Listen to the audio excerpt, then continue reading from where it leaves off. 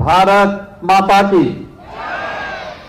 भारत माता की, भारत माता की, वंदे वंदे वंदे।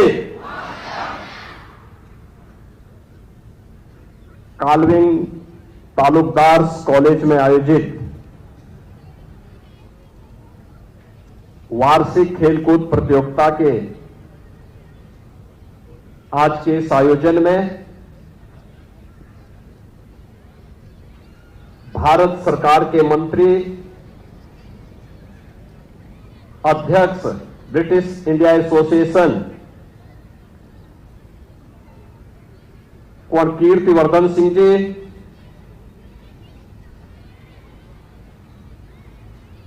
विधान परिषद के पूर्व सदस्य श्री राकेश प्रताप सिंह जी, प्रबंधक कालविंग तालुकदार श्री मनीष वर्धन सिंह जी, प्रबंध समिति के सम्मानित सदस्य कुंवर विनय कुमार सिंह जी, राजा वीरेंद्र सिंह परमार जी, शेख शैलेंद्र नाथ टंडन जी, राजा अनिल प्रताप सिंह जी, राय सुरेश्वर बली जी,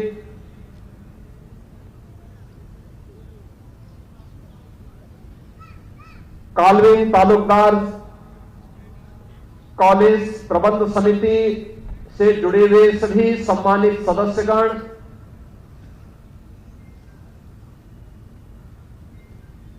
कॉलेज के प्रिंसिपल, अन्य शिक्षकगण, अभिभावकगण, अतिथिगण और प्यारे बच्चों, आपके वार्षिक खेलकूद प्रतियोगिता और अभी मैंने आपके मार्च पास्ट को देखा।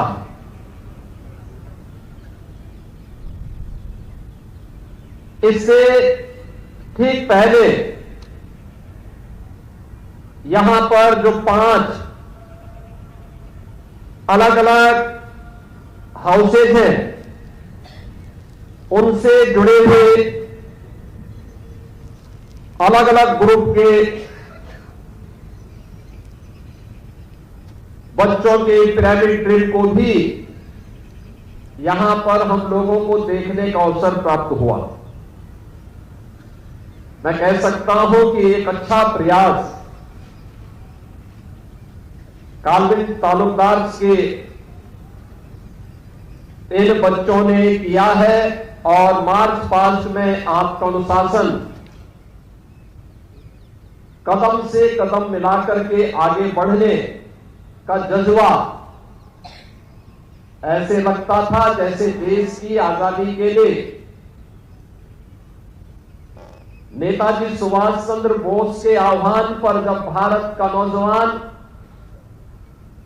कदम कदम बढ़ाएगा, इस गीत का गायन करते हुए मातृभूमि के लिए अपने आप को समर्पित करता था। आज यहां के मार्च पास्ट में वह दृश्य मुझे देखने को मिला है। मैं सबसे पहले कालविंग तालुकदार को इस वार्षिक खेलकूद प्रतियोगिता के अवसर पर हृदय से बधाई देता हूं और इस शानदार प्रदर्शन के लिए, और उसमें भी बेटियों का प्रदर्शन उनसे भी शानदार था जो यहां पर बालक थे। उन सभी को मैं हृदय से बधाई देता हूं। इस प्रबंध समिति के अध्यक्ष, भारत सरकार के मंत्री और लगातार कई बार से गोंडा लोकसभा क्षेत्र का प्रतिनिधित्व कर रहे कुंवर कीर्तिवर्धन सिंह जी को मैं हृदय से धन्यवाद देता हूं कि उन्होंने मुझे इस खेलकूद प्रतियोगिता के आयोजन में आज आपके इस प्रदर्शन को देखने और यहां के इन बच्चों के शानदार प्रदर्शन के साथ साथ उनकी प्रतियोगिता के छात्र छात्राओं को पुरस्कार देने का अवसर प्रदान किया। मैं इस अवसर पर विनम्र श्रद्धांजलि अर्पित करूंगा इस संस्था के पूर्व अध्यक्ष, उत्तर प्रदेश शासन के पूर्व मंत्री कुंवर आनंद सिंह जी को, जिनके साथ में कई बार इस संस्था के उन्नयन के बारे में, यहां पर मुझे इस कार्यक्रम में भागीदार बनने का अवसर प्राप्त हो, लेकिन कभी संजोग नहीं बन पाया। आज वे हमारे बीच में भौतिक रूप से नहीं है। मैं इस अवसर पर उनकी स्मृतियों को नमन करते हुए विनम्र श्रद्धांजलि अर्पित करता हूं। मुझे अच्छा लगा कि काल्विन तालुकदार ने बच्चों के अलग अलग हाउसेज बनाए हैं और वह भी भारत की उस ऐतिहासिक और पौराणिक परंपरा के आधार पर, यानी जो भारत का इतिहास है, जो भारत की गौरवशाली परंपरा की ओर देश और दुनिया का ध्यान आकर्षित करता है। और कितनी गौरवशाली परंपरा के साथ Ajanta house, Nalanda house, Sanchi house, Takshashila और उज्जैन के नाम पर याद करना, ये जो 5 महत्वपूर्ण स्थल हैं, ये भारत की ज्ञान की परंपरा के 5 प्रमुख स्तंभ भी रहे हैं। तक्षशिला मर्यादा पुरुषोत्तम प्रभु श्री राम के छोटे भाई भरत के पुत्र का नाम तक्ष था, उनके नाम पर तक्षशिला पड़ा। और दुनिया का सबसे प्राचीन विश्वविद्यालय तक्षशिला का विश्वविद्यालय इसी तक्ष में था। यही तक्षशिला ही उस विश्वविद्यालय की आधारशिला बनी थी। विश्व प्रसिद्ध ज्ञान विज्ञान की जो भी धरोहर आज दुनिया के अंदर देखने को मिलती है, जो भी शोध हो रहे हैं, उनकी आधारशिला आज से 2500 वर्ष पहले तक्षशिला विश्वविद्यालय में रखी जा चुकी है। ये वही विश्वविद्यालय है जहां पर संस्कृत व्याकरण के जनक पाणिनि ने जन्म लिया था। ये वही विश्वविद्यालय है जिसने दुनिया को आयुर्वेद का ज्ञान दिया था। ये वही विश्वविद्यालय है जिसने भारत के दर्शन को आगे बढ़ाने का कार्य किया था। और यही विश्वविद्यालय है जिसने जीवक जैसा आचार्य भी, आयुर्वेद का आचार्य भी भारत को दिया। उसके नाम पर भी एक हाउस यहां पर है। याद करना, जब हम इस हाउस से जुड़े तो तक्षशिला की पूरी ज्ञान जानकारी हमारे पास होनी चाहिए। हमारे हाउस के पास एक पट में लिखी होनी चाहिए नालंदा। याद करिए, नालंदा विश्वविद्यालय, आचार्य चाणक्य से जिसका संबंध हो। याद करना, भारत का स्वर्ण युग कब आया था? आज से 2000 वर्ष पहले, जब आचार्य चाणक्य और चंद्रगुप्त मौर्य की जोड़ी एक साथ मिलकर के भारत को परम वैभव तक पहुंचाने के लिए आगे बढ़ी थी।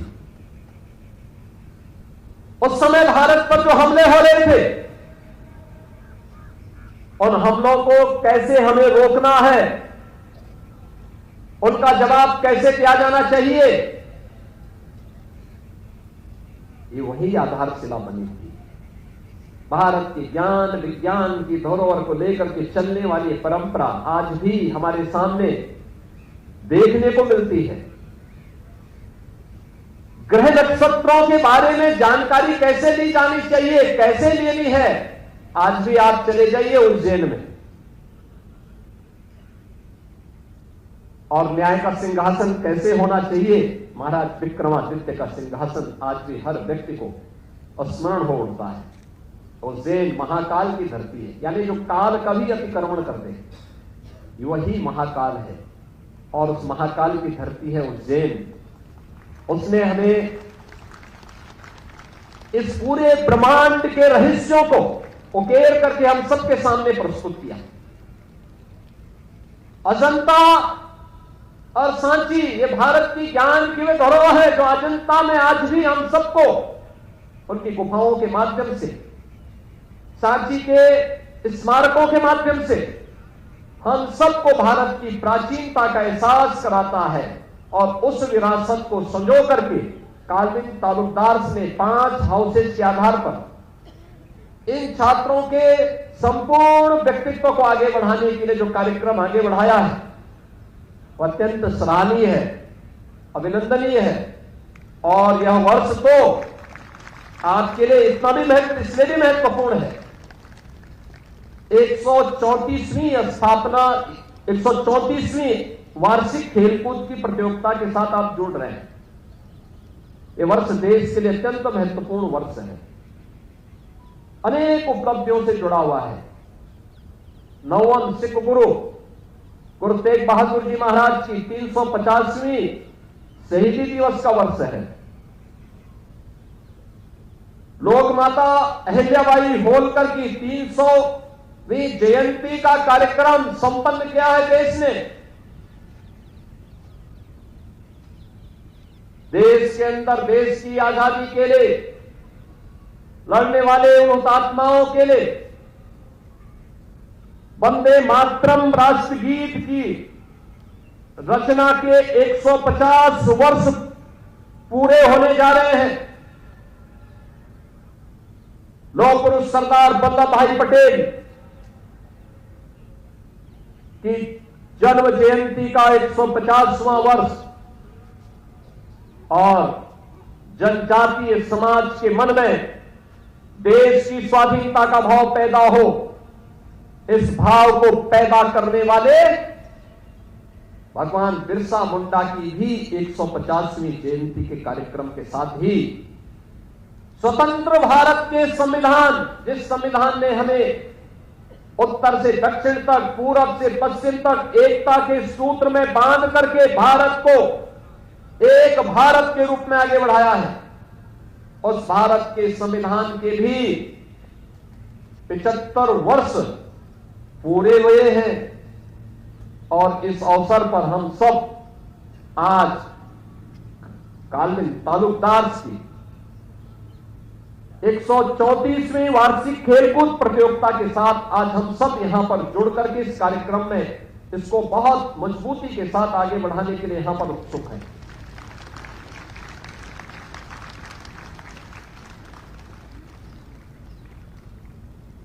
याद करना, इतिहास के गौरवशाली क्षणों से प्रेरणा लेने की आवश्यकता है।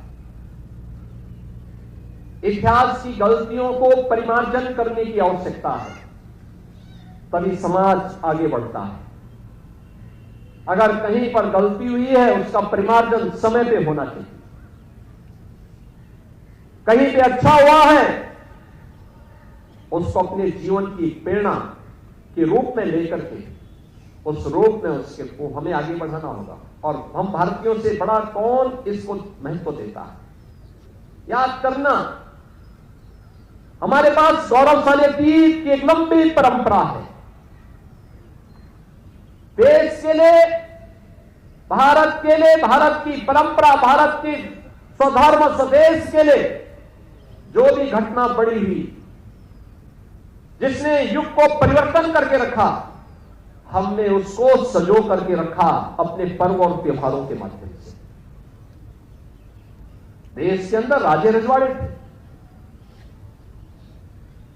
राजनीतिक इकाइयां अपना काम करती थी, लेकिन इन राजे रजवाड़ों ने कभी भी धार्मिक आयोजन में कोई हस्तक्षेप नहीं किया, उसके संवर्धन के लिए, उसके संरक्षण के लिए योगदान किया।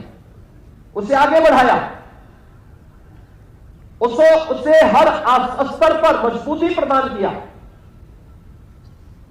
अयोध्या में प्रभु श्री राम 14 वर्ष के वनवास के बाद आ रहे हैं, लेकिन दीपावली का आयोजन केवल अयोध्या तक सीमित नहीं था, अखिल भारतीय स्तर पर था। पूरे देश ने दीपावली के आयोजन के साथ जोड़ करके दीपावली के आयोजन को अपने साथ जोड़ा। होली का आयोजन केवल जहां पे हिरण्यकश्यप मारा गया वहीं तक सीमित नहीं था। इस सामाजिक समता का एक पर्व बन गया, पूरे भारत में खेला जाता है। रामनवमी हो, जन्माष्टमी हो, शिवरात्रि हो, रक्षाबंधन हो, ये जितने भी पर्व और त्योहार हैं, इन्होंने युग की धारा को बदला है। हमारे पूर्वजों ने उसे पर्व और त्योहार के रूप में हमारे आने वाली पीढ़ी के लिए संरक्षित करने के लिए एक साथ हम सामूहिक रूप से एक स्वर में अपने पर्व और त्योहारों को मना सके, इसके लिए उन्होंने इसको संजो करके रखा। हम उन आयोजनों के साथ जुड़ जाते हैं। आज में हमारे धार्मिक आयोजन मात्र बन गए। कौन समाज को जोड़ेगा? तोड़ने वाले तो बहुत सारे लोग हैं, जोड़ने के लिए कौन प्रयास करेगा, कौन योगदान देगा? और वह बहुत ही जिम्मेदारी उठानी पड़ेगी हमारी शिक्षण संस्थानों को। याद करिए, जब 1889 में इस संस्थान की स्थापना हुई होगी, तब क्या स्थितियां रही होंगी? उस समय की परिस्थिति, उस समय का माहौल, ये वही कालखंड है जब वंदे मातरम के बारे में लोगों के मन में एक उत्सुकता चली आ रही थी। 1857 के प्रथम स्वातंत्र समर की विफलता के बाद लोगों को लगता है कि गुलामी हमेशा के लिए हमारे ऊपर अच्छा गई है, अब हम स्वतंत्र नहीं हो पाएंगे। लेकिन उस सुप्त चेतना को जागरूक करने के लिए बंगाल से निकला हुआ उस समय की ब्रिटिश गवर्नमेंट का डिप्टी कलेक्टर की सेवा कर रहे बंकिम चंद्र चट्टोपाध्याय ने एक कालजयी रचना वंदे मातरम के रूप में उन्होंने अपने उपन्यास आनंद मठ के माध्यम से इसे आगे बढ़ाया था। और 1896 में पहली बार उस समय देश की आजादी के लिए जो सबसे बड़े मंच के रूप में कार्य कर रही थी कांग्रेस, उसके मंच से गुरुदेव रविंद्रनाथ टैगोर ने अपने स्वर से इसको गाने का काम किया था। आज वंदे मातरम आपने देखा होगा आजादी के आंदोलन का मंत्र बन गया। हर स्वतंत्रता संग्राम सेनानी, हर क्रांतिकारी जिसको जेल होती थी उसके मुंह से निकलता था वंदे मातरम। जिस क्रांतिकारी को फांसी होती थी उसके मुंह से निकलता था वंदे मातरम। जिस किसान पर, जिस नौजवान पर विदेशी हुकूमत की लाठी बरसती थी उसके मुंह से निकलता था वंदे मातरम। और वंदे मातरम का यह भाव जब भारत के प्रत्येक नागरिक के मुंह से निकलना प्रारंभ हुआ, भारत अधिक दिनों तक गुलाम नहीं रह पाया। भारत स्वतंत्र हो गया, हमारा देश स्वतंत्र हो गया, हम सब स्वतंत्र भारत के नागरिक हो गए। ऐसे ही हरेक व्यक्ति के जीवन में अवसर आता है, उस अवसर को अपने अनुरूप बदलने की ताकत पैदा करना, इसके लिए हमें तैयार होना होगा। बच्चे मेहनत कर रहे हैं, जितना परिश्रम कर सकते हो करना चाहिए। कितना शानदार मैदान आपके सामने है। काफी बच्चे यहां के हॉस्टल में रहते हैं, बहुत सारे बच्चे अपने घर से आते होंगे। जो अपने घर में रहते होंगे वो भी, और जो यहां रहते हैं वे भी नियमित रूप से अपने पाठ्यक्रम के साथ साथ स्पोर्ट्स की किसी न किसी एक्टिविटी के साथ जरूर जुड़े। याद रखना, जीवन में आगे बढ़ना है तो जीवन में अनुशासित रहना सीखना होगा। अनुशासन का और परिश्रम का दूसरा कोई विकल्प नहीं हो सकता, कोई विकल्प नहीं है। जो अनुशासित है, परिश्रमी है, उसके लिए दुनिया की कोई भी मंजिल नहीं रहती। उसके लिए सब कुछ आसान हो जाता है, सब कुछ बहुत आसान हो जाता है। और उस अनुशासन को अपने जीवन का ध्येय बना करके एक छात्र जब बोले, उसके मुंह से भारत की हुंकार निकलनी चाहिए, भारत की गर्जना निकलनी चाहिए, बिल्ली की तरह निन्याते हुए नहीं दिखना चाहिए। और ये गर्जना हमें अपने जीवन का हिस्सा बनाना पड़ेगा। खेल कूद की प्रतियोगिता को याद करना, पिछले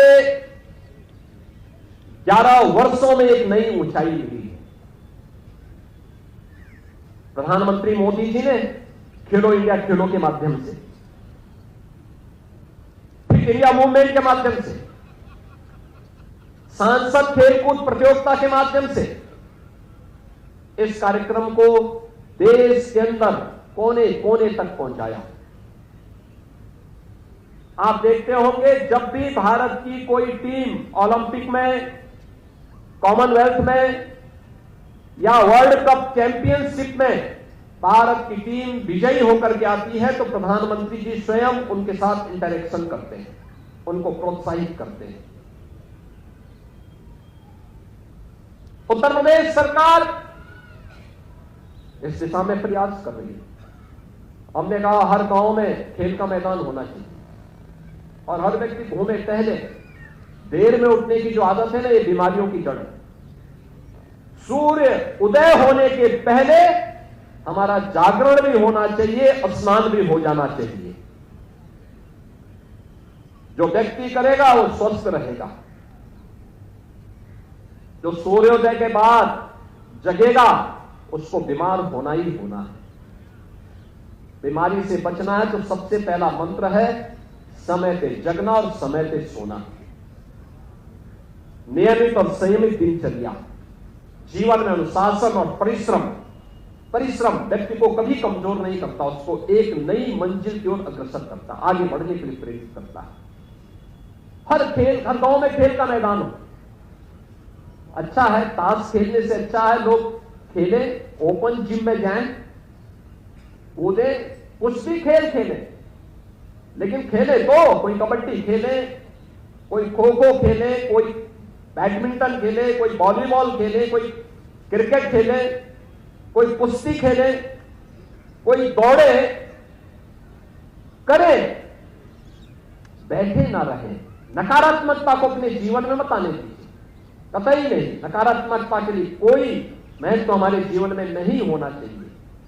और उन लोगों से भी सावधानी रखने की आवश्यकता है जो कान फूंकने के आदी है, लड़ाई झगड़ा करवाते हैं, कानाफूसी करते हैं, उनसे दूरी बनाइए। अपना काम करिए, मस्ती से जो टारगेट है उसको पूरा करिए, समय से पूरा करिए। हर दिन प्रयास होना चाहिए कि अगर मेरे पास जो टारगेट है वो 25 का अचीव करना है, तो आपका प्रयास होना चाहिए कि उससे भी आगे आप अचीव करने का प्रयास करें। याद करना, जीवन में फिर आपकी इस दौड़ती हुई गाड़ी को कोई रोकने का दुस्साहस नहीं कर सकता है, कोई आपके लिए फिर बाधा नहीं बन सकती। जितना आपके लिए है उससे 1 घंटा अतिरिक्त मेहनत करने की आदत। खेल कूद में भी रुचि,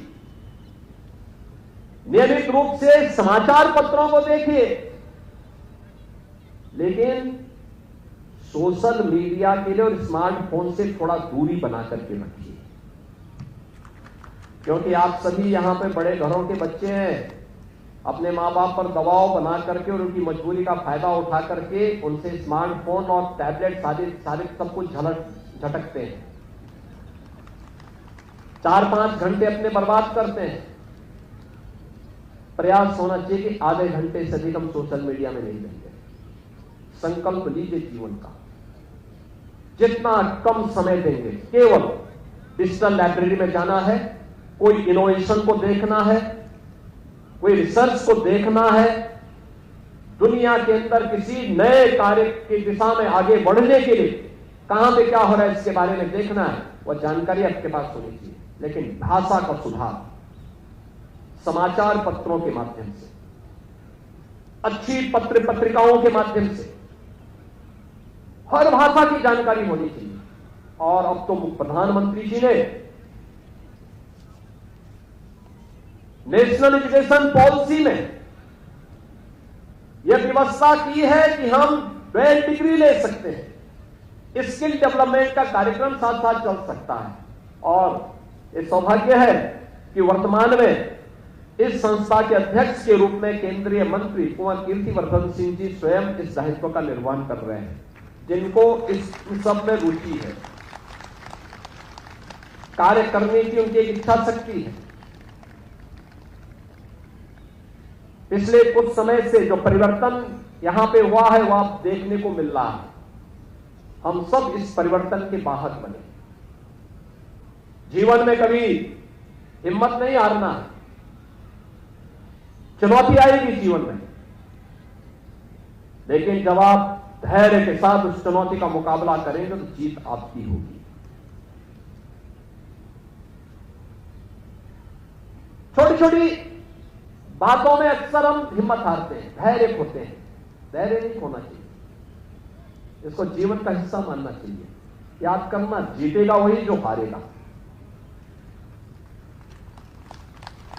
हार से कभी भी प्लान नहीं करना है,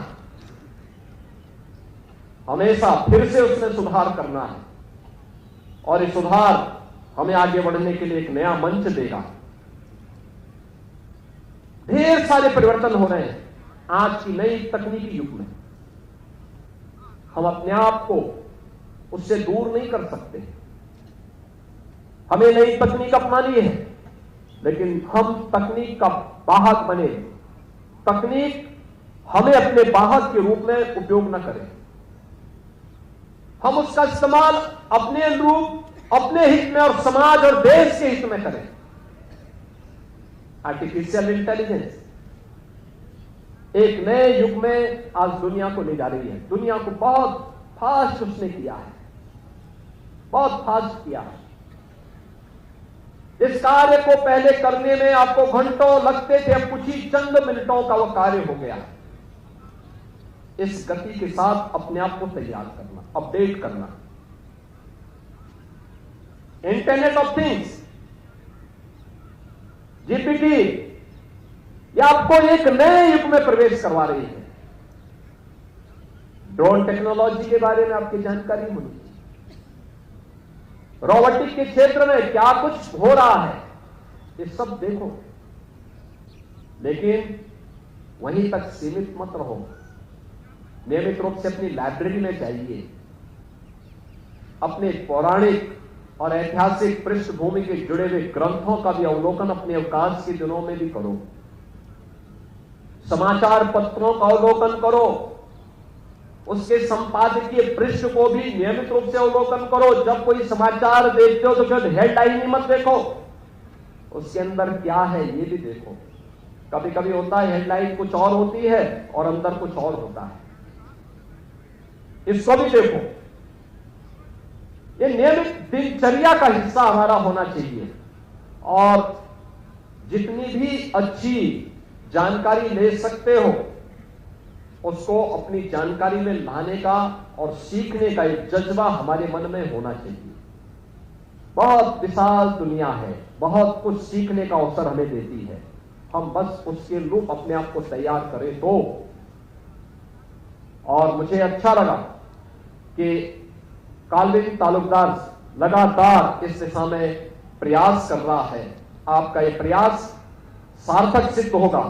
इस अवसर पर हमने कुछ छात्रों को यहां पे सम्मानित किया है और मुझे बहुत अच्छा लगा कि यहां पे तक्षशिला हाउस से cock house trophy Ilesh Pratap Singh को, तक्षशिला हाउस से बेस्ट ऑफ टैलेंट एकेडमिक व स्पोर्ट्स का जो प्राइज है और सुश्री प्रांजल त्रिपाठी को, कैरम ट्रॉफी नालंदा हाउस के श्री देवराज सिंह पटेल को, best allrounder girl Nalanda house की सुश्री आयुषी सिंह को, और वॉलीबॉल ट्रॉफी नालंदा हाउस के सार्थक त्रिपाठी को उपलब्ध हुआ है। मैं इन छात्रों के साथ ही उन सभी छात्र छात्राओं को हृदय से बधाई देता हूं जिन्होंने इस पूरी प्रतियोगिता में भाग लिया है, भागीदार बने हैं। उनको ट्रॉफी मिलेगी, उनको उनका पुरस्कार प्राप्त हुआ है। जो लोग प्राप्त नहीं कर पाए हैं वे लोग नए सिरे से प्रयास करेंगे तो इससे भी अच्छा वे करने में सफल होंगे। मैं एक बार फिर से आप सबको हृदय से बधाई देता हूं, अपनी शुभकामनाएं देता हूं और कालवेन तालुकदार को उनके वार्षिक खेलकूद प्रतियोगिता के लिए हृदय से बधाई देते हुए पूरे कालवेन तालुकदार के प्रति अपनी शुभकामनाएं व्यक्त करता हूं। धन्यवाद। जय हिंद।